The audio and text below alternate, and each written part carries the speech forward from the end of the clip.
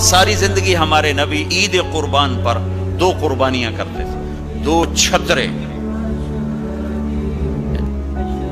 ایک اپنی طرف سے کرتے تھے اور ایک امت کی طرف سے کرتے تھے ساری زندگی۔ لیکن جب آپ نے حج کیا تو آپ نے کتنی قربانیاں فرمائیں؟ آپ کی عمر مبارک 63 سال تھی، تو آپ اور حضرت علی کے اونٹ مشترکہ مل کر 100 تھے، 100۔ تو وہ 100 اونٹ میں سے آپ نے 63 اونٹ الگ کروا لیا، ہر سال کا ایک اونٹ، اور ایک اونٹ میں 7 قربانیاں ہوتی ہیں، ایک میں 7 ہوتی ہیں۔ پھر ان میں سے 5 کو الگ کیا، 5 میں سے ایک کو سامنے لایا گیا اور اس کو کھڑا کر کے آپ نے ذبح کیا، کھڑا کر اس کے یہاں یوں برچھا مارا گیا۔ تو یہاں تو جانور ہو، بکرا ہو، اونٹ ہو، جب اس کو برچھا لگتا ہے تو وہ شور مچاتا ہے، آ کرتا ہے، لیکن جب وہ اس اونٹ کو لگا نبی کے ہاتھ سے برچھا تو اس کی خوشی سے ہائے نکلی، اور پیچھے جو اونٹ کھڑے تھے ان میں جنگ شروع ہو، ہر اونٹ رسی توڑ کے آگے بڑھ کے ذبح ہونے کی کوشش کر رہا تھا کہ کہیں میں پیچھے نہ رہ جاؤں، میں پہلے ذبح ہوں، میں پہلے ذبح، نہ شود نصیب دشمن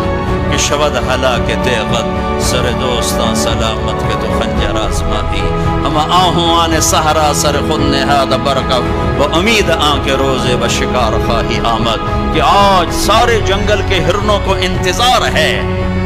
آج ہمارا محبوب شکار کرنے آ رہا ہے، تو ہر ہرن گردن چکا کے کھڑا ہے کہ میں ذبح ہو جاؤں، میں ذبح ہو جاؤں، میں ذبح ہو جاؤں۔ تو یہ شعر میرے نبی پہ فٹ آتا ہے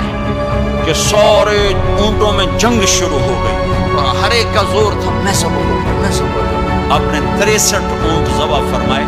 اور برچھا پھینک دیا، اور اپنی بیویوں کا حصہ اس میں نہیں رکھا، بیویوں کے لیے الگ قربانی کی، بیویوں بیگمات کے لیے الگ قربانی کی، اور اپنے 63 اور 7 ہر اونٹ میں، اور پھر یہاں تک فرمایا کہ علی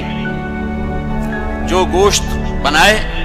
اس کو مزدوری گوشت میں سے نہیں دینی، میں الگ سے دوں گا، اس کا ہر ٹکڑا اللہ کے نام پہ جانا چاہیے، گوشت میں سے مزدوری بھی نہیں دی، الگ سے مزدوری دی۔ اور پھر فرمایا کہ آؤ بھائی جو لے جانا چاہتا ہے لے جائے۔ پھر فرمایا حضرت علی سے کہا ایک ایک بوٹی سارے اونٹوں سے لے لو اور ایک دیگ چڑھا دو،